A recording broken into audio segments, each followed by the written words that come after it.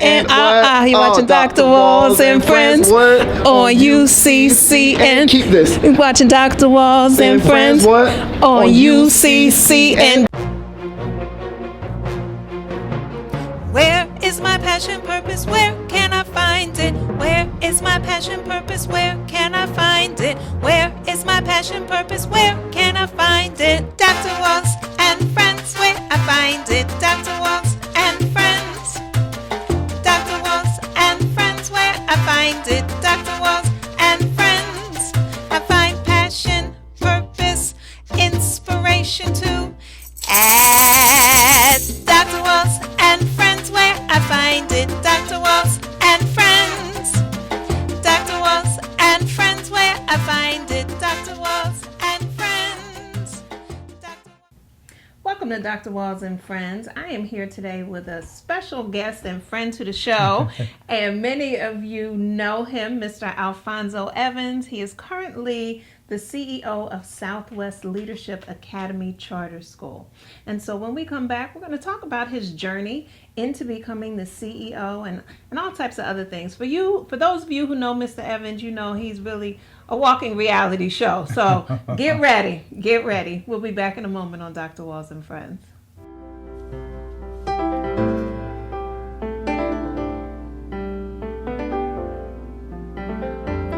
Throughout life, many of us feel a nudge or pull to develop a personal relationship with Spirit.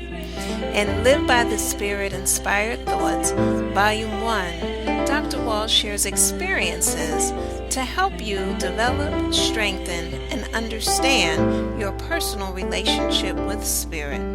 For more information about Live by the Spirit Inspired Thoughts Volume 1, go to www.askdrwalls.com. That's www.askdrwalls.com. God bless and live by the Spirit.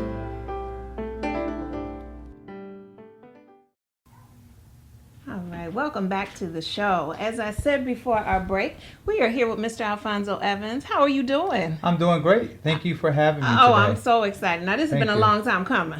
Yeah. This has been... I have had the pleasure of knowing you for almost 5 years now. Yes. I can't believe that time has gone by. Yes. And I've been wanting you on the radio show, on the television show, but our schedules are so busy. But now we're here. Yes. So we got them right here, live and in person. Y'all can see them. Mm-hmm. All right. Now, tell the people a little bit about yourself. Well, I am a Philadelphian. Mm-hmm. I was born and raised in Philadelphia. I was raised by my grandparents. My mother was a teenage mother. Mm-hmm. I grew up in North Philadelphia. Yep. I had a great upbringing. My grandparents did not have a quality education themselves, but knew the power of education. Mm-hmm. And so I found myself being tutored until I was in 12th grade. Okay. So I was the only one that was bigger than the tutor walking around the corner going to this house, and I'm like, to my grandmother and my grandfather, like, why do I have to do this? I'm getting good grades. And they were like, because this is our opportunity to make sure that we know what you're doing. That's right. And it was just a wonderful childhood. I grew up on a block of older people, mm-hmm. And just really enjoyed all of the nurturing and all of the good energy that they put into me. Now I am a father of two. Mm-hmm. I have a young man at home and a young lady, and I'm most proud to be the husband of Tamika Evans. Oh. And she is a great addition to my life and just a great part of who I have become. Mm-hmm. And definitely a man of God, spiritually just been able to be kept all of these years by God's grace.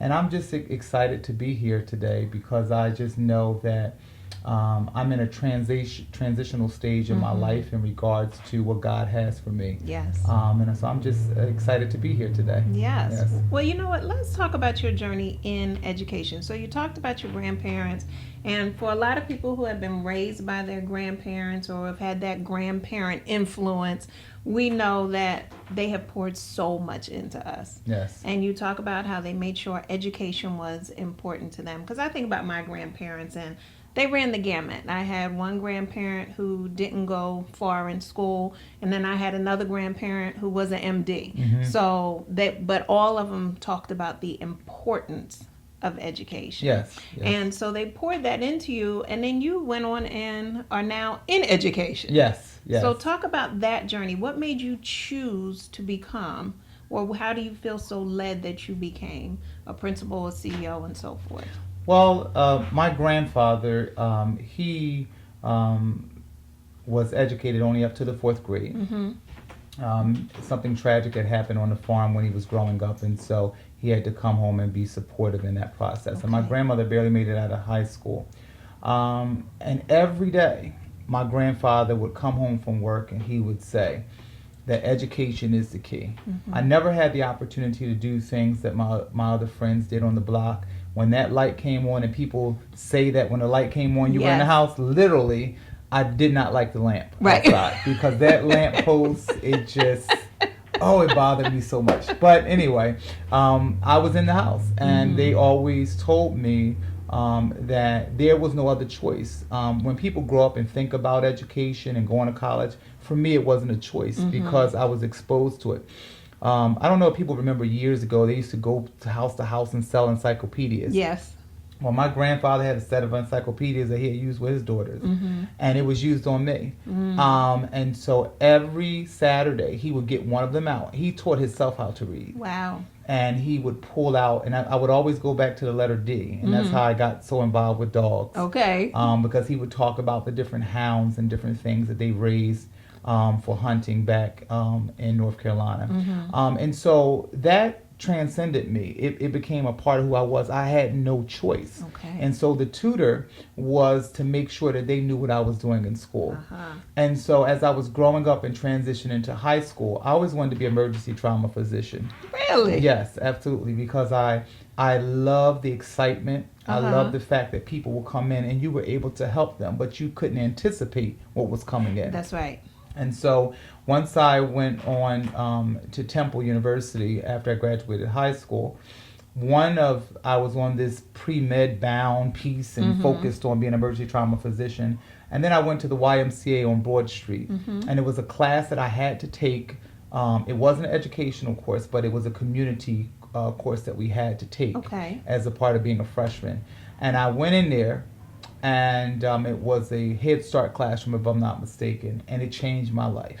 Well, obviously. It changed my life. I went in this classroom and I said to myself, what is something about this that I love? And I kind of took over. It was other classmates there. I kind of took it over, and they said, are you an education major? And I said, no, I'm not. And they were like, oh my goodness, you're really good with the kids. I just went in, got everybody organized, set the activity up, and went forth.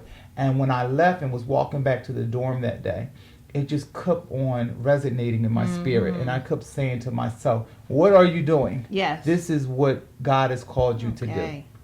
And that was my journey. So I ran from the dorm to the advisor office. And I remember the advisor wasn't there, and I asked to speak to anybody. And I said, how can I change and get into education? And that started the journey. Wow. And that started the journey. So I graduated with elementary education degree, and then I transitioned to a school, Marston Elementary School, on 5th and Duncannon. And there was a young African-American male assistant principal there. And he kept saying to me, it's like all my entire life, it's something different about you. Right. You really need to, think about, administration. I said, well, I just came into education. I don't want to think about no administration. Right. He was like, I'm telling you, you're good. And he kept giving me these little duties. They had no dollar sign attached to them. Now that I'm older, I wonder if he was trying to get me to do his work. But he still tells me to this day that that's not true. But he would give me all these little different tasks, and the principal started to notice me. And so I was only in the classroom literally for 3.5 years when I applied to be an academic coach. Wow. I didn't think I was going to get it. Yeah. The people that I applied with said I wouldn't get it because I didn't have the experience. And I never forget, they called me for the first interview. Yes. And then they called me for the second interview. Yes. And on the third interview, they offered me the position. And I was the only male academic coach for the Office of Restructured Schools. Oh, my goodness. And so that was this was like a whole new door opened up to me. And what I learned is that there were so many African American males in education at that time who were administrators. But one of the things that I found challenging is their knowledge of instruction, or the way that it was perceived their knowledge was. Got it. And I never wanted that to be a limitation for me, because the women, they knew everything about instruction, where the African American males were look more like managers. Gotcha. And so I took that opportunity to really learn about instruction and what it meant to really physically be in a space and understand what is taking place in the classroom, but also looking at implementation, understanding pedagogy, understanding the whole gambit of what it means to be a successful teacher. And then after that, every year after that, a new administrative position opened up. I don't know if it was just a path or it was my path or journey at that time. But I went up to assistant principalship. Then I was assistant to a superintendent. Yes. Then I was a principal for 6 years. I think it was 6 years. And then I transitioned on to the charter school world. And here I am. Look at that. Yes. Oh, we're going to tease some more of that apart. Okay. Okay. But we're going to take a quick break and we'll be back in a moment.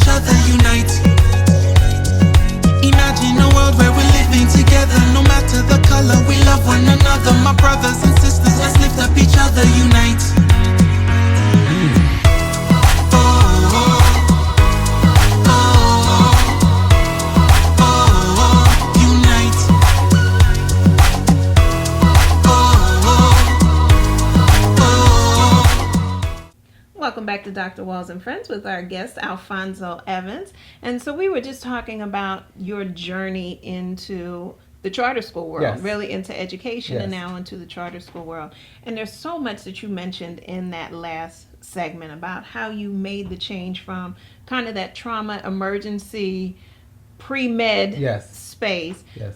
But I would imagine that same rush crisis, you don't know what's going to happen day to day, what's going to come into the world, happens in education. Absolutely. In urban education, I do believe it's a difference. I know people get offended sometimes when you say urban education. Well, we're educating all. No, urban education is different. I don't believe that education is on an even playing field. I don't believe that people really believe that themselves, but it makes things feel better. We are in a sense of urgency in urban education, not to test our children to greatness, but to seek out the whole child and what they need in order to be at their greatest. And it's a difference. And so when you come into urban education, you may come out with the understanding to say, okay, I'm just going to go into this classroom or go into this school and I'm going to push an agenda. But what happens is you become a part of these children's life. You begin to learn who the grandmother is and the mother is and the older brother and this person and the aunts and all the whole story that goes behind this child. And what I tell my teachers all the time is you're looking at an individual, but you're not really accepting everything that this child has to bring to the table. In the African American community, anyone could come in our community and teach without the expectation of embracing culture. But you could not go to Chinatown. No. And if you could, I would like anybody to show me how, and not understand what a chopstick is, or understand what the Chinese New Year is about, because they expect you to know and expect you to hold you accountable, rather, to those customs Yes. and that culture. Yes. And culture could be so many different things to so many people. But often in urban education, people run from the school at the end of the day to their classrooms and go right back into their neighborhoods Yes. and never think about it again until it's time to clock in the next day. And so we are in a sense of urgency. Yes. And I believe that it was my destination. So we talk about, me being that emergency trauma physician. There's a lot of trauma in urban education, a lot of trauma. And so every day I have a plan of what I'm supposed to do. But that never works out that way. Right. It just depends because people are having things in their life that is more important than what I have on my agenda. Yes. And so I have to stop so often to deal with that. And so many times administrators have to be careful not to disconnect themselves Yes. with the lives and the people that they're trying to help. Yeah. Yes, our work is important. Yes, the paperwork is important. The journey is important. The overall vision, because you have to be a visionary. Yeah. It's almost like going into a house to buy a house and people say, well, the kitchen is not remodeled. Well, this is not done. That's not done. Well, that's what you are supposed to do, because if you're a visionary, you don't need everything to be laid out. That's right. You don't need the perfect teacher or the perfect child or the perfect building. What you need is a vision. Yes. And be able to take the opportunity to get those resources together in order to move that school and move those particular people. Yeah. As you're talking about urban education, and it's so good that you're talking about the distinction between the different types of education, because a lot of times when you're a teacher, it's like, oh, I can go in any environment. And as I've coached teachers throughout the years, sometimes it's a matter of putting them in their best environment where they will thrive. Yes. And so when we talk about urban education, we're also looking at risk factors that are involved. Yes. And I'm just thinking about it from a trauma focus, that those risk factors are really wounds or potential wounds that might happen. And so you coming as a doctor, so to speak, in that you're going, okay, what do I need to apply to this wound? What do I need to apply to this trauma to help them heal? And then, of course, help them be the healthiest person that they can be. And a lot of times, too, our educational institutions, colleges of education, do not prepare the teachers. I know I wasn't. Yeah, they're not prepared for what they're about to see. Yes. And they're not prepared for what they're about to deal with. And I think the only way that you can do that is have an authentic experience. Yeah. Student teachers love to come to my school. Practicum teachers love to come because I don't want. There's no sense of hiding anything. This is what it is. This is reality. Right. That we're dealing with. And I think is our obligation as educators, especially me being an African American male, to know the risk factors and to be able to make people accountable for understanding and having solutions to deal with those risk factors. For example, and so many times in urban education, there's so much hustle and bustle. People don't listen to the children. The children are trying to tell you what happened. But you're so quick to make a decision so you can move on to the next thing. No. In our school, no, we're going to listen. What is the child really saying? Because something happened prior to that incident. Something happened prior to that child having this outburst. And a lot of times, even, as parents, it's hustle and bustle. You don't have the opportunity to really listen. What is your child trying to really tell you? Either verbally or through their behavior. Absolutely. And we have to be responsible for that because, I always tell people it's a life and death moment. And I never play the race card in everything that I do. And when I was younger, I was really sheltered when it came to race and understanding that. But as an adult, it's clear to me now. It's very clear that our children are set up for failure. It's very clear. And it's very clear that people, even our own communities, they may have good intentions, but talk is cheap. And so what are you putting to the fire to make people accountable? And so it's an embracing understanding of what's really out there for you to change. I never forget, it was an incident that took place. Our 8th graders go to some great high schools. And this school that they wanted to go to, they did not receive an audition. However, they have superseded the criteria to get into the school. And so the parents said, they just said they didn't get in. I said, well, to me, I just can't accept that. Right. Why? Because Right. at least they should have received an audition. So I called the school up and I said, what's taking place? Why are the children not getting in? Mm-hmm. These are two African American young ladies who are bright, ambitious, and just ready for the next level of their Yes. life. Yes. And I was told, well, we're overwhelmed over here. Mm-hmm. And we didn't have an opportunity to give them an audition because we're so overwhelmed. That's unacceptable. Completely. Unacceptable. Because if that was in a community in Council Rock, Mm-hmm. if that was in Lower Marion, it would be unacceptable. Right. Period. Right. First of all, it wouldn't happen. Mhm. Secondly, it would be unacceptable. But in our communities, people think it's acceptable to do those types of things. And then I said, well, that's unacceptable.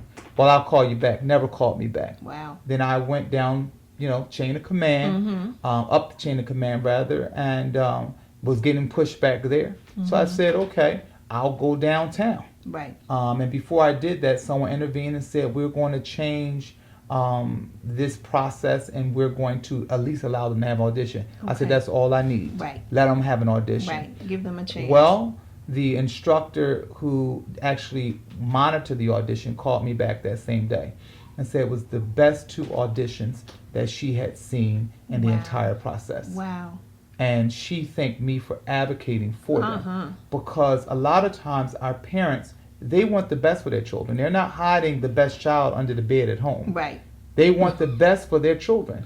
Right. But they don't know how, in certain cases, how to advocate. Yes. Because they've had negative experiences in school themselves. So when they received that no for an answer, it's not that they didn't care. Mm-hmm. It was the fact that when they hear no, no means no. Right. But for me, because I had different exposure, Mhm. no meant yes. That's right.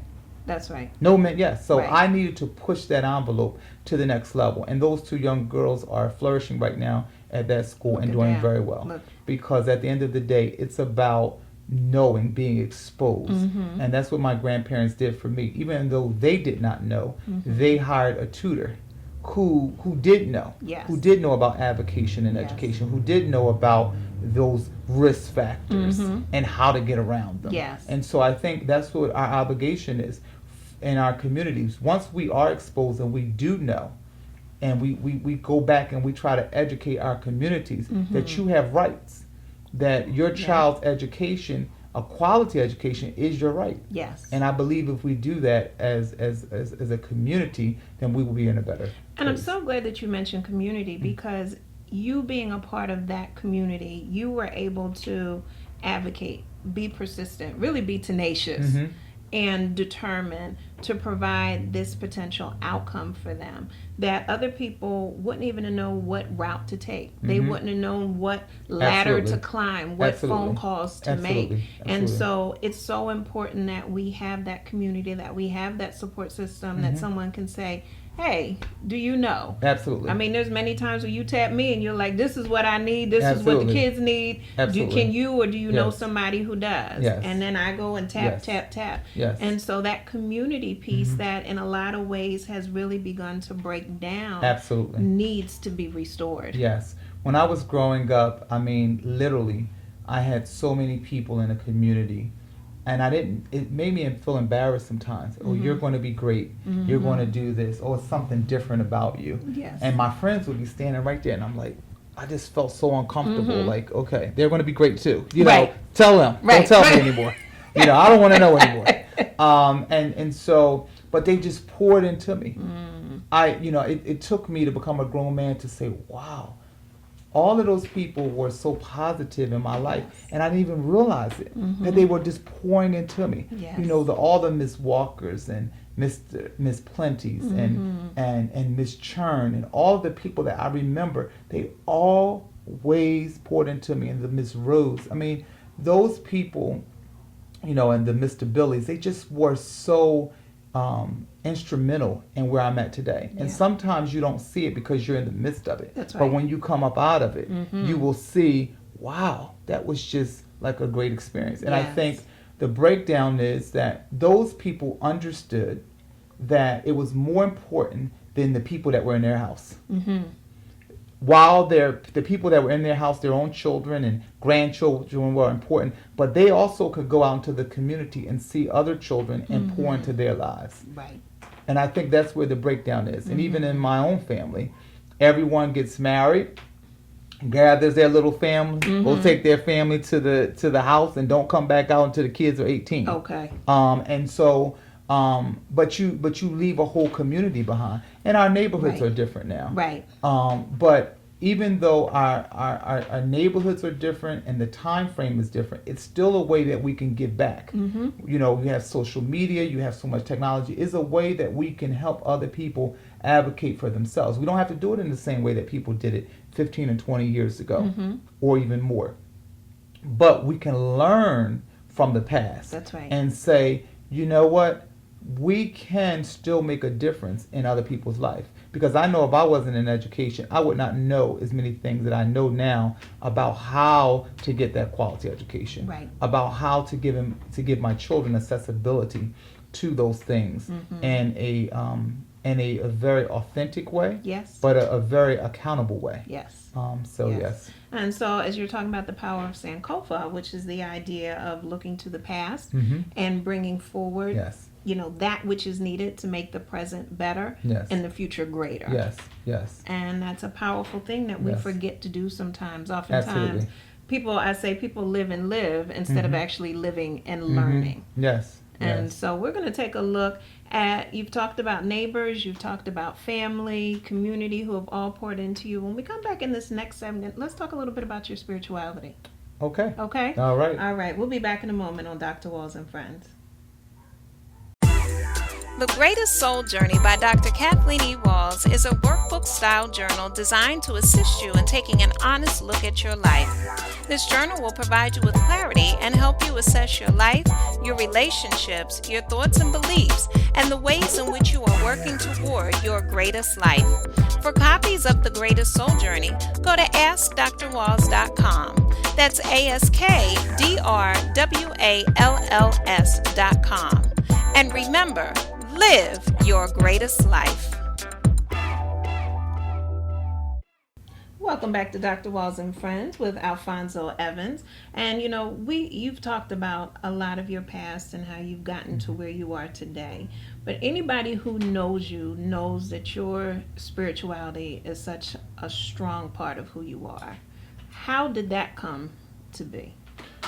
Well, when I was growing up, my grandmother had 13 brothers and sisters. And Wow. I keep talking about that pouring in aspect.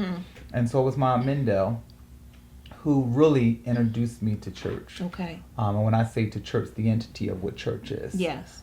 Which allowed me to be introduced to Jesus. And so she used to come and pick me up every Sunday. She used to belong to Zion Baptist Church many years ago. Okay. And that was my first church home. And that's where I learned a lot. I was exposed to a lot. And the foundation for the word became a part of who I was. And all through these years, and I just want people to know, no matter what you have done, no matter what you have not done, that he still can use you. And that is the principle that I use everywhere I go, because we're not a perfect people, but we are people that he still can use. And so spirituality is so important because people forget, you get married, you have children, you have family, you have careers and all those things, and they will bring you happiness. But true spirituality will bring you joy, because we're not going to be here forever. And it's so important that there will be times in your life when no one else can help you, when nobody else can bring what you need. Yes. And so my spirituality is very important. Okay. So I've been in church all my life, and it has exposed me to a lot about who I am. Okay. And prepared me a lot, because I think when you're growing up, like I said, life was good when I was younger, and so I really never went through any battles. But just keep living, Right. and you will have some battles. And so when those battles came about, I believe I was prepared. And even when I was not prepared, I knew who was prepared Yes. to deal with those battles. So it's been an exciting journey. Yeah. Yeah. Now, how would you say it impacts you, or how do you utilize your spirituality on a day-to-day basis when it comes to your work? Well, one of the things that I believe in is that treat people the way you want to be treated. Mm-hmm. And so when I go in, I know the children there. I know their families there. Mm-hmm. And I always say there before the grace of God could be me. Not that I'm saying, oh, well, that person is in that situation, and so I'm happy about that it wasn't me. No, that is only by his grace and mercy that I'm not dealing with the same situation at this point in my life right now. And so what I carry every day is just being a good, genuine person, caring about people. So many times the parents will call up, Mr. Evans, I don't have anywhere to live. Mr. Evans, I can't get a trans pass. They're not calling to ask me, my child doesn't understand the math on page 45. Right. They're Right. calling me about issues that are important to them at that particular time. And that's because of trust. Yes. Because they know that I'm not looking down on them. They know that I genuinely care. The children will come up and say, Mr. Evans, my mom, she doesn't want to tell you, but our water is off. Right. And I will call in a respectful and professional manner and ask that question. And the parent would just break down and start crying on the phone and says, yes, my water is off. And so I go into a mode of how can I help you to get it back on? Yes. Because, we never know when you're going to need someone. That's right. And when people in life say, nobody ever did anything for me, never did anything for me, I always cringe and I want to get out that space immediately. That lightning is coming. Whoa! Can you even say that out of your mouth? I'm like, wow, I never forget a friend said that one time. I said, where is the exit door? I don't even need the light in front of the exit. I got to get up out of here. Because I can't believe that you would think that. Right. That you really think that there's no one who's ever did anything for you. That's right. Even a conversation that kept your mind. Yes. Even something that you saw that was inspirational. How could you say that? And so I always want to give back. It's not always about financial materialism. It's just giving back. So many times people just say, Mr. Evans, thank you. Just for those words of encouragement. Yes. You never know who looks up to you. Yep. You never know how people perceive you. And that's why you always have to represent yourself in a manner that you can help somebody else. Yes. And I always tell people I'm not perfect. I don't have a perfect marriage. I don't have perfect children. Even the dogs are not perfect.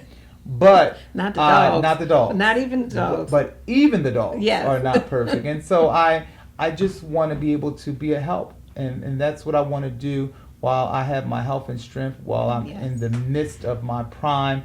I want to give back because so much was given to me. Yes. So much. My grandparents, they sacrifice.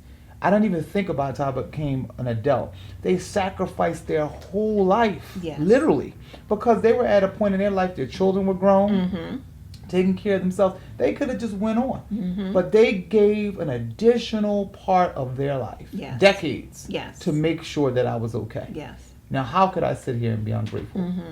And not give back. And not give back. Right. And not only not give back, but not give back without accountability. Yes. Because anybody can buy some turkeys. Right. Anybody can go out and buy a couple coats. But can you pour into somebody else's life on a consistent basis and make sure there is some goals met? Yes. And so I'm not saying there's nothing wrong with buying a turkey. I'm just saying that you should have something inside of you that says, I want to help this person on a long-term basis. And I think in the African American community, we have to find more opportunities to do that. Yeah. Because people are yearning. How many calls I get? Just, can you mentor my son? Can you mentor my son?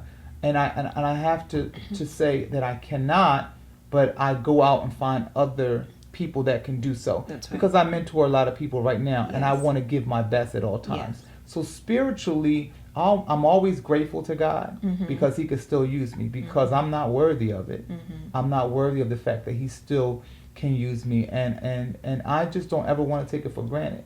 And I don't ever want to be that individual who is just worrying about myself, Right. or worrying about my own 2 children or my wife or what's mine. I want to be that person that just says, there is somebody else out there that has greatness in them. That's right. That just needs that push. Mm-hmm. You know, a lot of times, you know, people will say, well, why do the kids come back and you're so strict on them? You're so, you just won't give them a break. It's because children know when someone is fake. That's right. They know when someone is real. That's right. And they know when you love them and you care about them. That's right. And I want them to know, my grandparents were hard on me. Mm-hmm.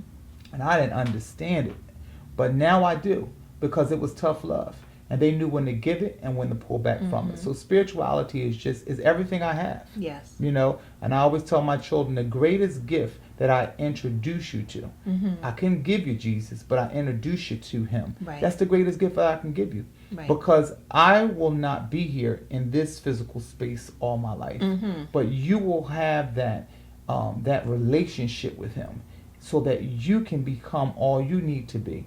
You know, as relates to your character, your accomplishments, just being a good person. Yes. And so my children see me giving back. They become a part of that community of the children I mentor in the schools that I've led. They become a part of it. So they see me in the midst of giving back. And they know that it's an important principle. You know what? I'm so glad you said that. And see, y'all, we done gone to church. He gonna make me pull out my tambourine. I gotta pull it out. I keep saying I'm gonna bring it and have it on the show. But in the meantime, you know, we thank goodness for apps every once in a while. So I had to bring up my tambourine here, so you can see that it's really absolutely there. You know what I mean? And that looks like one that I've seen before.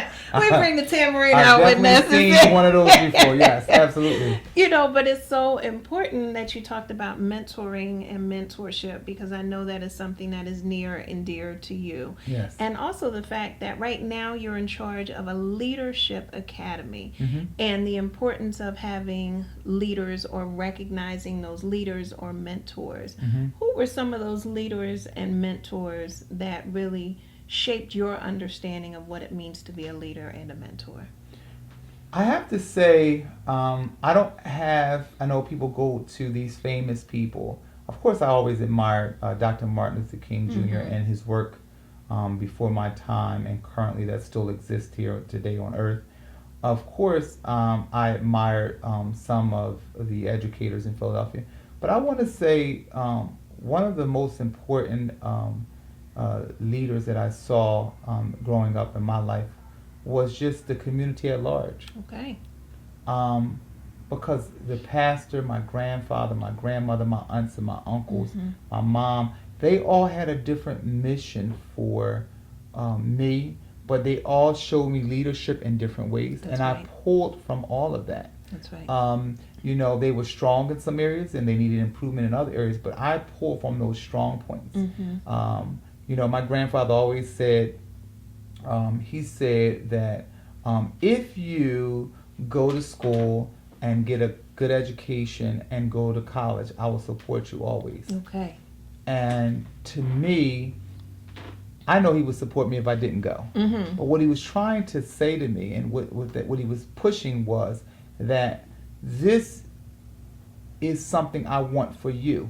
Yes. Because maybe in another sense, I wanted it for myself. And I see how difficult it is for me right now to provide for my family, to have to pay my bills, to do the things that I need to do for y'all. And so I'm trying to make it easier for you.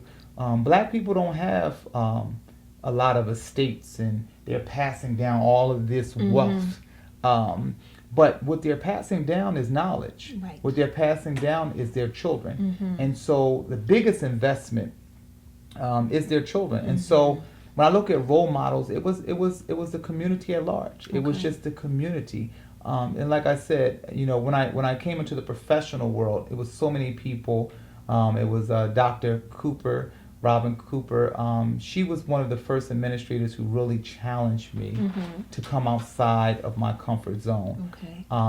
You know, it was Mr. Overton. He was that first black administrator that I had met. So many different people through the years have just poured into my life. But the foundation came from the community at large, because I was just so blessed to be in a wonderful community growing up. Yes. You know, Mr. Canty used to live across the street. He also was my fraternity brother. But he was a teacher and an administrator right on the block in North Philadelphia. Okay. And he would just talk to me about education and understanding. And he gave me something my grandfather couldn't give me because my grandfather didn't have that experience. Right. So I looked up to him too for that knowledge. I never forget when I was filling out applications for Temple. It was my cousin who had graduated from Temple who made sure the essays were right. So those are people that I look up to as leaders because they went out of their way to pour into me when they didn't have to. That's right. Yes. That's right. Yes. You know, we're going to take a quick commercial break, and when we come back, we're going to talk about one of your upcoming projects Okay. that will be revealed in 2017. Yes. All right. 2017 is going to be a great year. Oh, yes, it is. Yes, it And is. y'all know I love that because my motto is live your greatest life, and Mr. Yes. Evans is right on that path. Yes. All right. Yes. So we'll be back in a moment on Dr. Walls and Friends.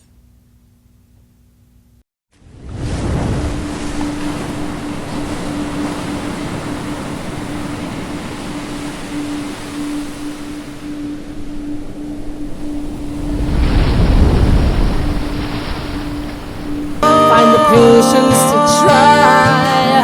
Have the courage to live like you love your life. I wanna fight the battle with grace and the knowledge of what's right. United we stand in our systems divide. I wanna hear you roar like a lion. I wanna know you're free. In life and in love, the struggle continues. Self-gratification amid a history of blues and broken values. Rise.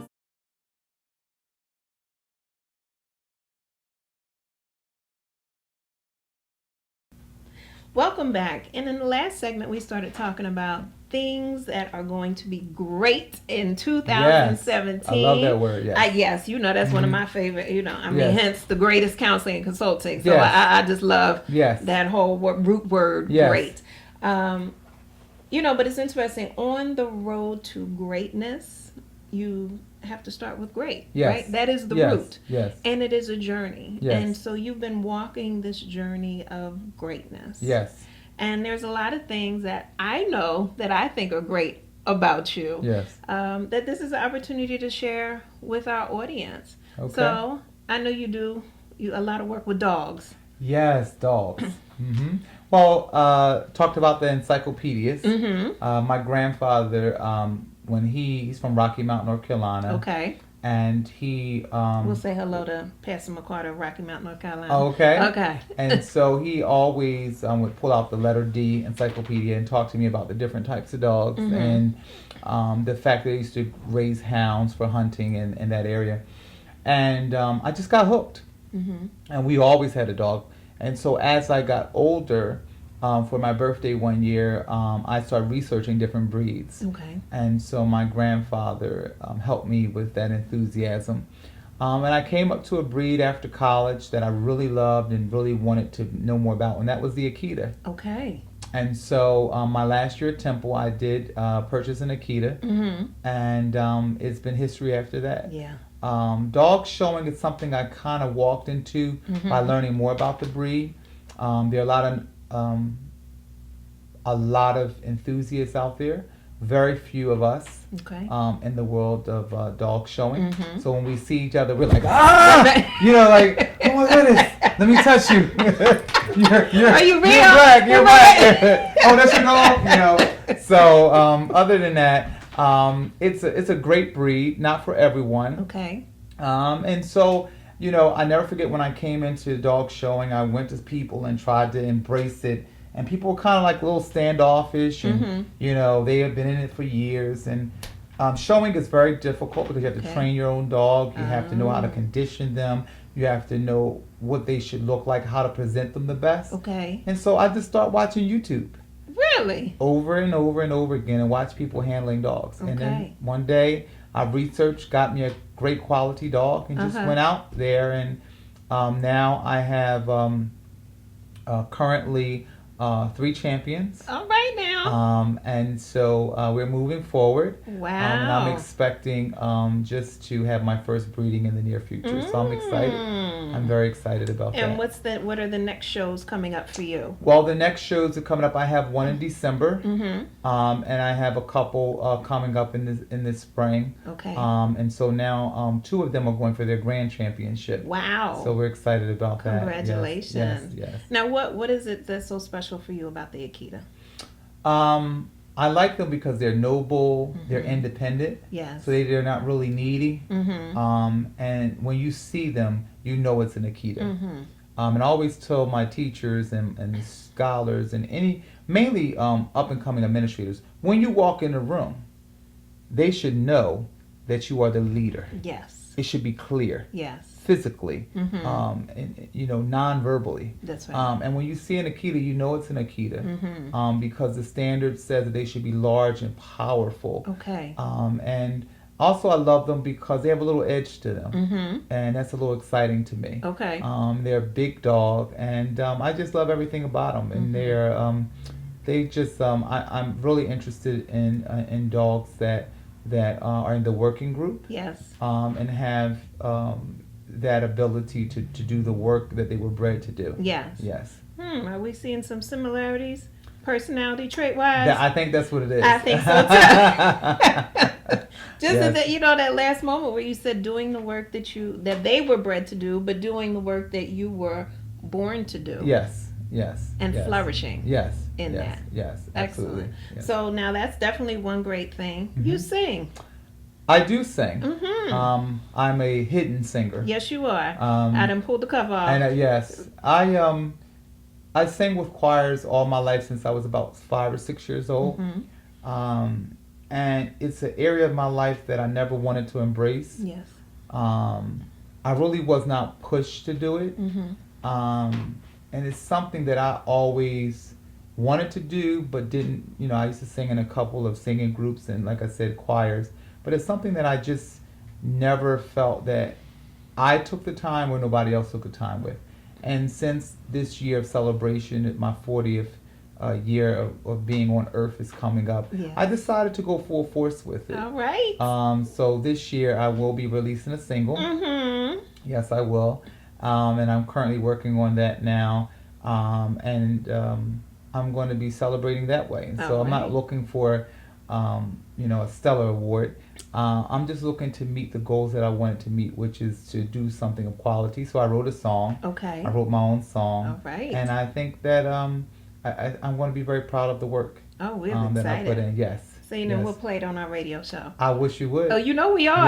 Yes. Because we do. I don't know if you remember. So, about 4 years ago, when we did a holiday song. Yes, absolutely. Remember? Yes. And we laid separate tracks, and we play it every holiday season on our radio station. Do you? We do. And I've never heard it. I so know. I need to hear it. Especially as my voice, I need to hear it, yes. Oh, that would be great. Yes. Okay. All right. See, we've been doing duets for a while now. Absolutely. Didn't even know it. Didn't even know. Exactly. So, yeah. All right. And then you have something else coming out next year. Yes. I always wanted to write a children's book. I'm going to tell you the weirdest story. And I know people may not believe in things like this, but I'm just going to tell you because it's true. I used to be a resident assistant at Temple University. So it was the summertime, and I was at the entrance of Temple Towers. Yes.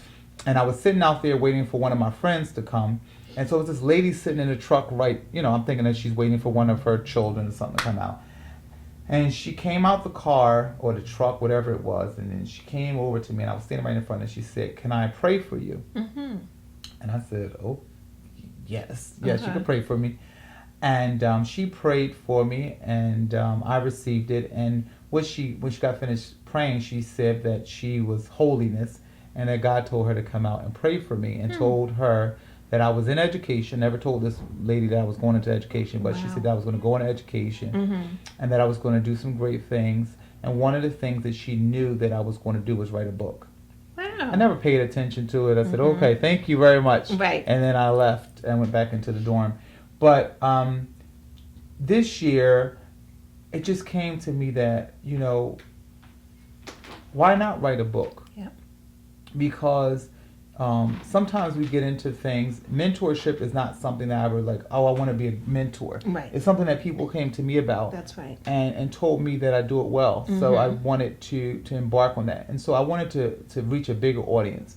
And it's a children's book, and it's about that the community, going back to that key word, can pour into children that have no lineage in their life, not the same DNA, and can be a blessing to them. And it's loosely based on my life, growing up, and it's just a powerful book in regards to just speaking positivity and greatness. There's so much negativity in our world right now, but just speaking greatness into children, letting them know that you have everything you need. So many people are looking outside of our communities for all of these great things. Yes. But in our communities, right in the hood, we have everything we need in order to meet that greatness. Yeah. So this book is going to be coming out around April 2017, and I'm excited about it. I'm excited Yes, too. yes, I'm yes, excited yes, too. Yes. You also have a great wife. Yes, I have a phenomenal wife, Tamika Evans. She's an administrator herself in Philadelphia, and she's also embarking on a new journey herself. She will be. She's opened it's called the Reading Corner Cafe, I love that. and she believes that we talk so much about standardized assessments and skills attained and secured. But she wanted to create a space just where children can come and just be able to read for the love and enjoyment of reading. So it's almost like a Starbucks type of community for children. And so it's an opportunity for children just to come in the neighborhood. Yes. And just take the opportunity just to read for the fun of it, for the enjoyment. So they have different authors that come and speak.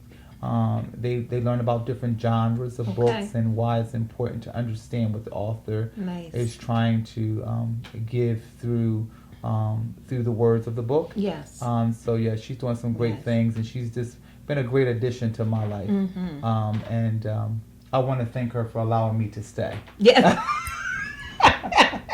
I can't imagine you might be a handful. I can't imagine. Yeah, I can't imagine I'm about 2 handfuls. You can't imagine. Yeah. So I appreciate it. Yep. And you'll be seeing Tamika here real soon on Dr. Walls and Friends, Yes, so she can talk about this project, Yes. which is fabulous, Yes. and the other work that she does Yes. as well. Absolutely. Yes. So what next? What's next?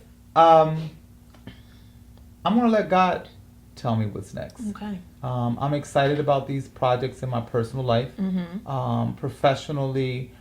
Just continue to take Southwest Leadership Academy Charter School to the next level. Yes. Everywhere I've been, I want to leave a little piece of me behind, but in a positive way. Yes.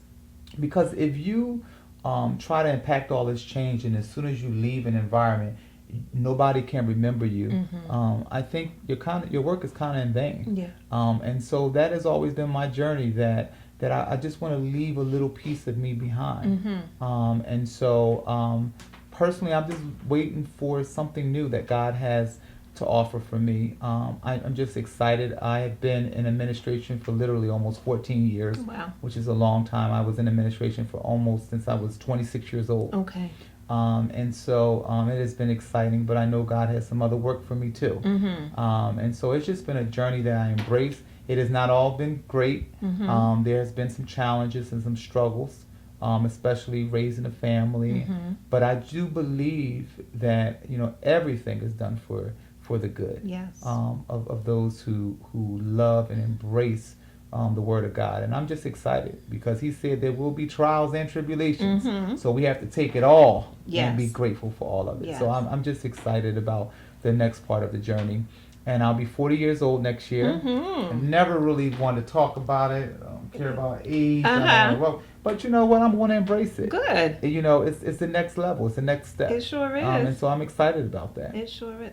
Well, as we get ready to close out, I would love for you to look into the camera. Yes. And give a word of inspiration.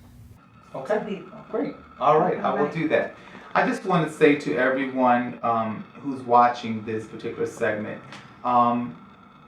just believe in yourself as a person, that you can overcome and that you can conquer those limitations that are in your life, whether they're short-term or long-term.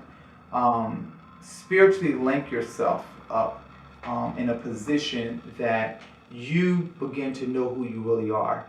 My life has been a great journey, but it has had its ups and its downs. And so I'm just so appreciative of wherever you are, you're supposed to be. And so many times we rush because we want things right here. We want it right now. But I'm telling you, if you just wait and be patient, that you will be rewarded for your faithfulness. And I just want you to know that you have everything inside of you that you need to seek where you're trying to go. And I just wish you the best in your journey. Amen. All right. Yes. Okay. Thank you, Dr. Walls. I appreciate you having me here. Oh, of course. You are just a great person, and you have so much knowledge and wisdom that is beyond your chronological years. And I just want to thank you for having me today. Oh, thank you. You're welcome. All right. And you will see him again because, as you heard, there are so many great things that are coming up. So he'll be back again. So get used to this face, get used to this voice, and get used to the antics. Okay. All right. All right. Thanks again for joining us on Dr. Walls and Friends. And as always, continue to live your greatest life. We'll see you again real soon. And friends, I find passion, purpose, inspiration too. At Dr. Walls and Friends, where I find it. Dr. Walls and Friends. Dr. Walls and Friends, where I find it.